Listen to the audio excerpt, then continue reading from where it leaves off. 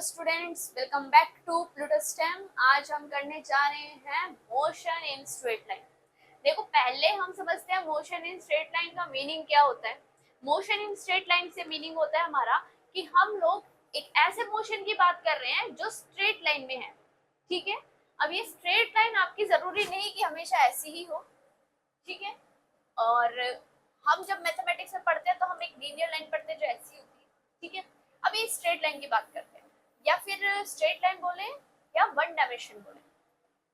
देखो, आप जो मोशन पढ़ते हो छोटी क्लासेस में, वहां पर हम मोशन और रेस्ट का मीनिंग समझते हैं। पहले तो सबसे पहले हम क्या समझते हैं, मोशन का मीनिंग क्या होता है, देन रेस्ट का मीनिंग क्या होता है। जब ये दोनों टर्म सबको समझ आते हैं, फिर हम टाइप्स ऑफ मोशन के बारे में बात करते हैं कि कितने टाइप के मोशन होते हैं, जिसमें से रेक्टिलिनियर और कर्वीलिनियर आता है। वहां पर कर्वीलिनियर को भी हम एक डायमेंशन का समझते हैं, लेकिन अब आप एक बार थोड़ा ध्यान से देखेंगे कि वन डायमेंशन मोशन का मतलब क्या होता है। एक ऐसा मोशन जो इस पाथ को फॉलो करे, let me redraw it, follow करे इस path.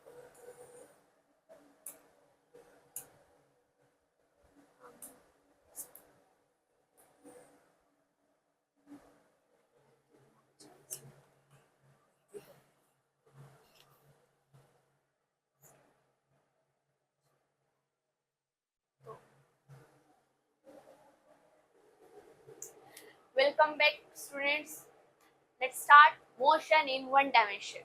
Motion in one dimension का मतलब होता है कि एक ही डायमेंशन में मोशन हो रहा है, पार्टिकल एक ही डायरेक्शन में आगे जा रहा है या उसी डायरेक्शन में वापस आ जा रहा है। आप इस लाइन को देख सकते हैं। यहाँ पर इस लाइन पर अगर मैं एक इंसेक्ट रख दूं, या फिर अगर हम यहाँ पर एक कोई इंसेक्ट को रिप्लेस कर देते हैं इस लाइन पर, लेट्स से यहाँ पे कोई एक इंसेक्ट है, ठीक है, और ये लाइन कुछ नहीं एक रस्सी है, तो उस इंसेक्ट के पास सिर्फ दो ही ऑप्शन होते हैं। या तो वो इंसेक्ट इस रोप पर आगे जा सकता है, या इस रोप के थ्रू पीछे आ सकता है। ऐसा कभी भी नहीं होगा कि इंसेक्ट साइड बाय साइड चल रहा है। हो सकता है वो जंप करे, बट हमारा जो मोशन है वन डायमेंशन मोशन, इसके पास ना जंपिंग एबिलिटी है, ना ही ये जो इंसेक्ट है उड़ सकता है। तो इसके पास लेट्स से ये कोई एक आंट है, ये आंट सिर्फ फॉरवर्ड ही मूव करेगी या बैकवर्ड मूव करेगी। इस टाइप के मोशन को हम बोलते हैं वन डायमेंशन मोशन। या फिर अगर हम एक स्ट्रेट रोड पर व्हाइट कलर का एक पेंट से लेयर बना देते हैं, एक लाइन बना देते हैं, और एक स्टिकमैन को बोलते हैं कि आपको इस व्हाइट लाइन पर, ये जो रोड है, इसमें जो व्हाइट लाइन ड्रॉ करी हमने, आपको सिर्फ इसी पर ही जो है मूव करना है।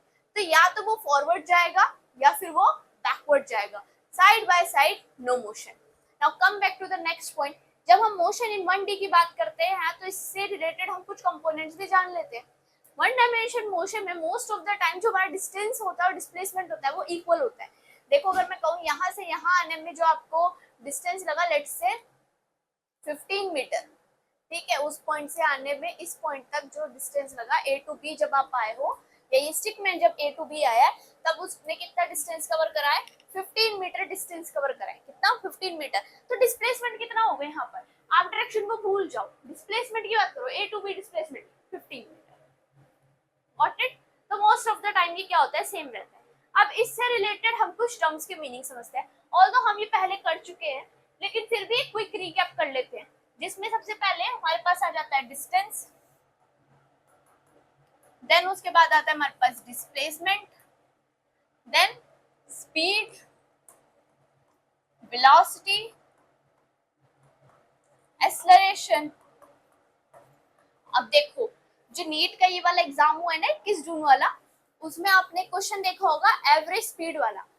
वहां पर सिर्फ एक स्पीड टर्म की वजह से बहुत सारे बच्चे कंफ्यूज हो गए, और मे भी जो कंफ्यूज नहीं हुए होंगे वो क्वेश्चन हल्का सा कहीं ना कहीं लेंथी बन गया उनके लिए। स्पीड और वेलोसिटी अलग अलग चीज है, वहां पर शायद वेलोसिटी की इंफॉर्मेशन थी, आप सोल्यूशन देख सकते हो हम लोगों का। ठीक है, खैर come back to this point. Velocity, distance, displacement, acceleration. Distance कैसी क्वांटिटी है, ये एक स्केलर क्वांटिटी है जिसकी एसआई यूनिट मीटर होती है।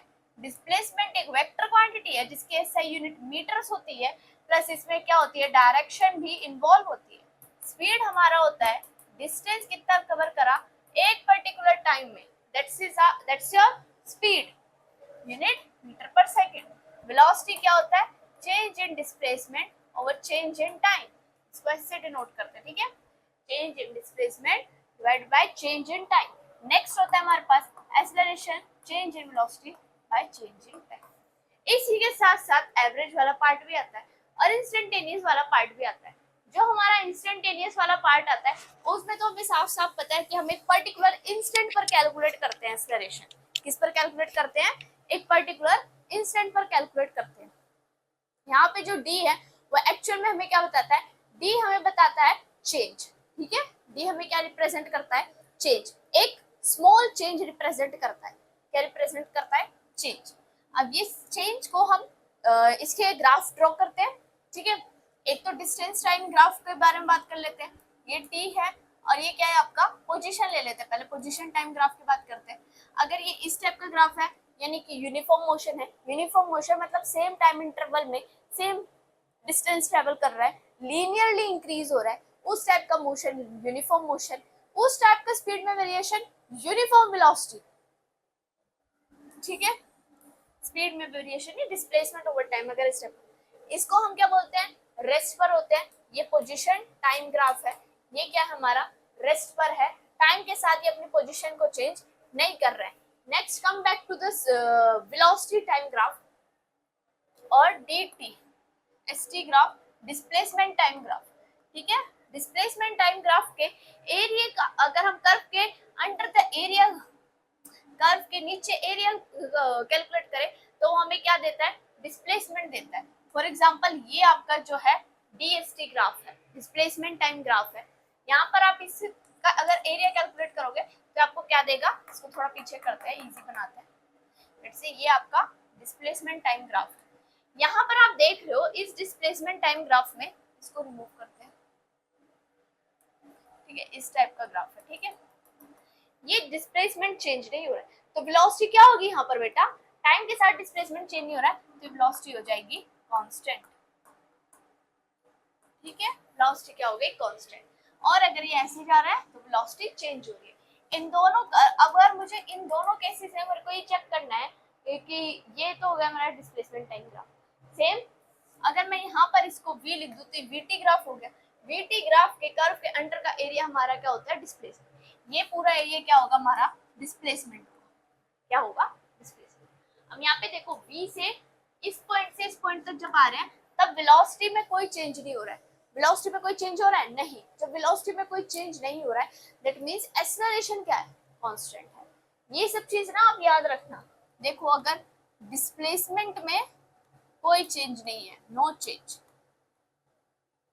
तो वेलोसिटी क्या होगी हमारी? कांस्टेंट। क्या होगी बेटा? कांस्टेंट होगी। जब डिस्प्लेसमेंट में चेंज नहीं तो वेलोसिटी क्या हो जाती है? कांस्टेंट हो जाती है। क्या हो जाती है? कांस्टेंट। अब आगे बढ़ते हैं। पहला, जब वेलोसिटी में नो चेंज, कोई चेंज नहीं आ रहा है, क्या हो रहा है? नो चेंज, कोई चेंज नहीं आ रहा है, टाइम के साथ कुछ चेंज हो ही नहीं रहा है, तो उस केस में एक्सेलरेशन क्या हो जाता है? क्या हो जाता है? कांस्टेंट हो जाता है। क्या होता है हमारा एक्सेलरेशन उस केस में? कांस्टेंट हो जाता है। ये दो बातें आप याद रखें, ठीक है। इनके ग्राफ्स आपको पता होने चाहिए। अब इसी के साथ साथ हम मोशन इन 1D की बात कर रहे थे, तो मोशन इन 1D में हमारे पास कुछ इक्वेशंस आती हैं। कैसी इक्वेशंस होती हैं? वो होती है हमारे पास equation of motion. Equation of motion को हम नेक्स्ट लेक्चर में कवर करेंगे, बट उससे पहले आप लोगों का इसमें ये होमवर्क रहेगा बेटा कि आप लोग क्या करो, in S V T S S versus T, देखो position versus time, displacement versus time, v versus time, इनमें जितने भी ग्राफ की पॉसिबिलिटीज हैं वो सब आप पढ़ो। इवन एक बुक आती है ग्राफ थ्योरी पर, आई प्रेफर कि आप उसको पढ़ा करें डेली बेसिस पर, जाना करें डिफरेंट ग्राफ कैसे बनते हैं। एक ट्रिग्नोमेट्रिक फंक्शन ले लिया, उसके बारे में जान ले कि ट्रिग्नोमेट्रिक फंक्शन में साइन के कितने टाइप के ग्राफ बन सकते हैं। इससे क्या होगा? आपकी बेसिक अंडरस्टैंडिंग बढ़ेगी। इवन जब आप पेपर में या फिर कॉम्पिटिटिव एग्जाम में जाओगे, एग्जाम हॉल में जाओगे, वहां पर जब क्वेश्चन सॉल्व करने की बारी आती है तो बहुत सारे ग्राफिकल मैनर आते हैं। सोल्यूशन में भी एक साइन एक्स कोस एक्स जैसा भी जो है आपके पास एक्सप्रेशन आता है। देखो बेटा इक्वेशन ऑफ मोशन जो है वो 3 इक्वेशन है, इसके साथ एक चौथी इक्वेशन भी इंक्लूड होती है, उसके लिए अलग से एक सेशन लेंगे जिसमें वो इक्वेशन होगी और क्वेश्चंस होंगे। जिसमें हमारे पास मंकी होता है, मंकी के स्टेप्स होते हैं कि वो इतने स्टेप फॉरवर्ड लेता है, जब वो इस वाले स्टेप पर होगा तब उसका जो क्या होगा डिस्प्लेसमेंट क्या होगा, इतने टाइम पर क्या होगा, उसमें हमारे पास nth इक्वेशन आती है। नाउ अभी हमारे पास क्या है, 3 इक्वेशन है। इन 3 इक्वेशंस की हेल्प से हम लोग डिफाइन करेंगे मोशन को। देखो इस पार्ट से जो आपका क्वेश्चन बनता है वो बेसिकली बनता है आपका लिफ्ट वाला केस बनता है, लिफ्ट वाला केस बनता है, फ्री फॉल बनता है। इस वाले केस में आप जब एक बॉल को वर्टिकली थ्रो करते हो, एक बॉल को किसी हाइट से रिलीज करते हो, किसी ऑब्जेक्ट को एक हाइट से रिलीज करते हो, तो वहां पर ये इक्वेशन ऑफ मोशन काम आती है। पहला तो ये वन डायमेंशन मोशन के लिए वैलिड है, यानी कि अगर आप एक इक्वेशन को यूज कर रहे हो तो आप या तो उसको एक्स एक्सिस के लॉन्ग यूज करो, या वाई के लॉन्ग यूज कर सकते हो, या जेड के लिए यूज कर सकते हो। यानी कि एक टाइम में सिर्फ एक ही इक्वेशन ऐसी होगी जो यूटिलाइज होगी। Are you getting my point?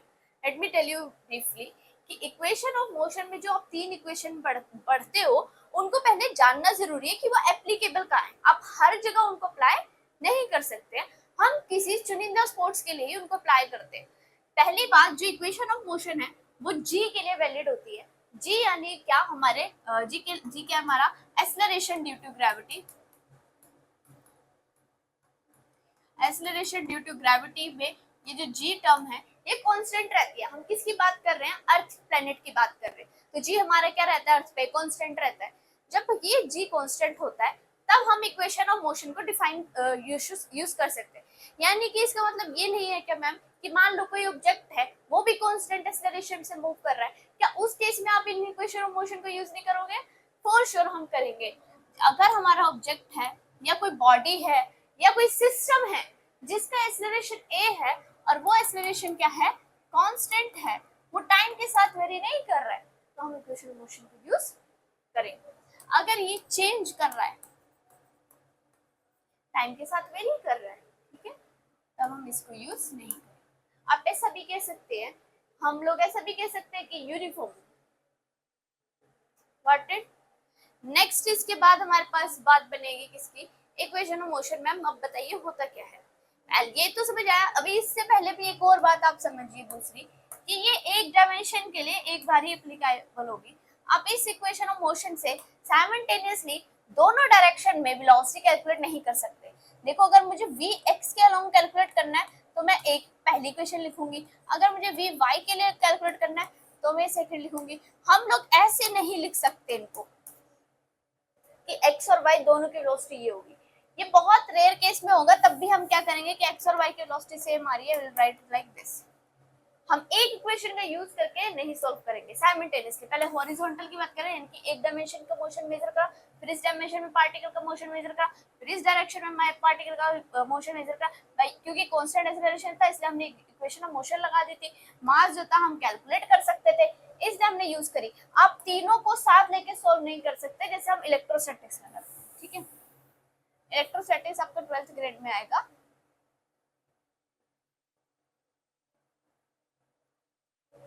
तो इसको वन डायमेंशनली हम मेजर कर सकते हैं। अब ये इक्वेशन ऑफ मोशन होती है, स्टार्ट करते हैं।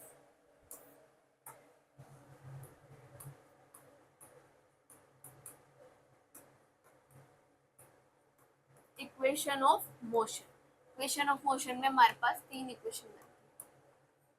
इसके डेरिवेशन को हम स्किप कर रहे हैं, ठीक है।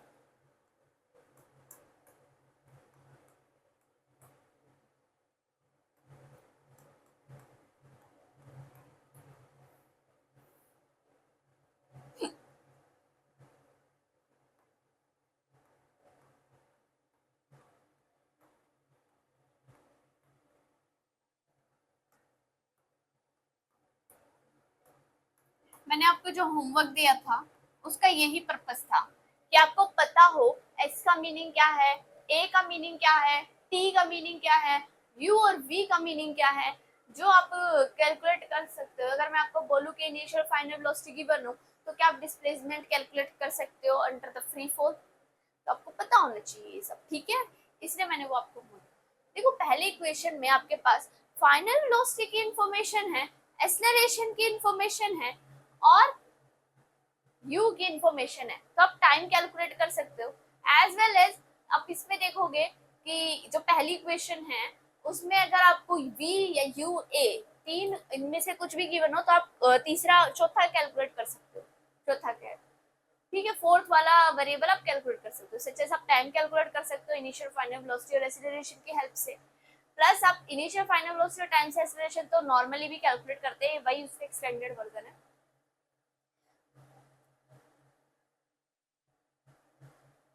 Next second equation, second equation में आप देख रहे हो यहाँ पर एक ऐसी टर्म आ गई जिसमें है एस, एस यानी कि डिस्प्लेसमेंट। डिस्प्लेसमेंट अगर हमें कैलकुलेट करना हो बट हमें फाइनल वेलोसिटी ना पता हो, ये हम प्रोजेक्टाइल में यूज करते हैं बहुत, तब हम इस इक्वेशन का यूज करेंगे। और थर्ड वाले में अगर हमें टाइम की इंफॉर्मेशन ना हो तब हम उसका यूज करेंगे, ठीक है।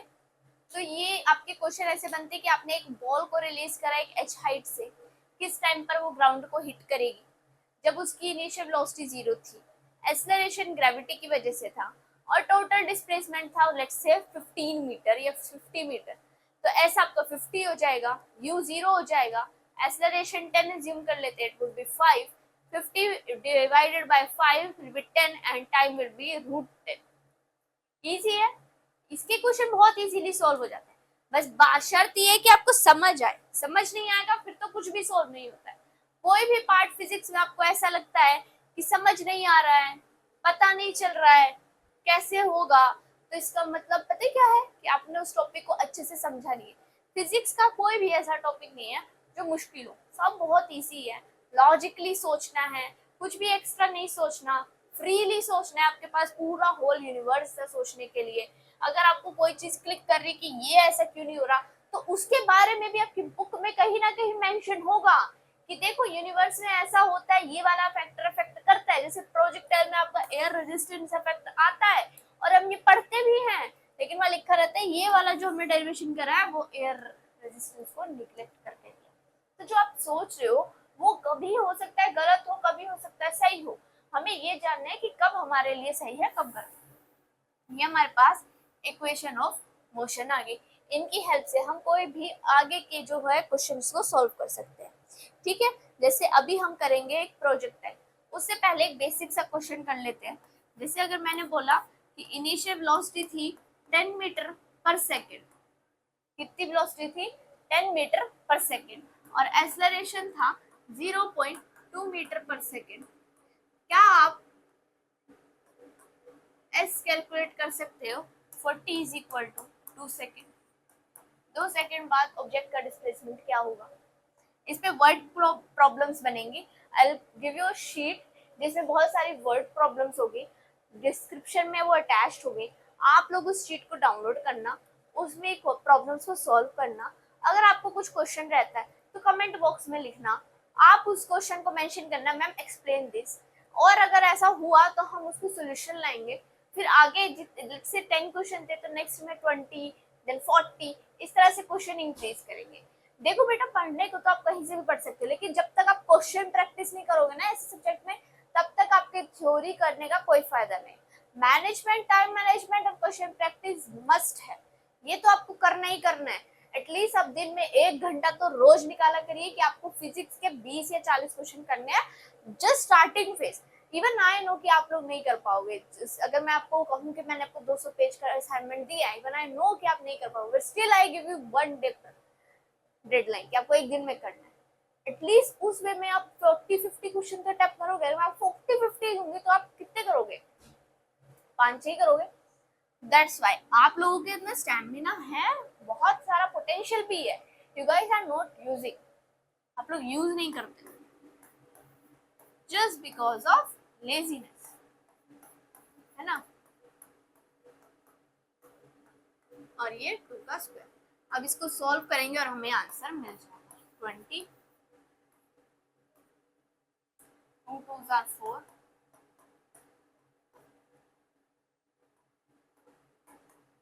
ये इसका डिस्प्लेसमेंट, ठीक है। इस टाइप के क्वेश्चन तो बहुत हो जाएंगे, बट आई प्रेफर कि पहले आप लोग सॉल्व करें फिर हम लोग इसको डिस्कस करें, तभी मजा आएगा। आज के लेक्चर में इतना ही, नेक्स्ट, ठीक है।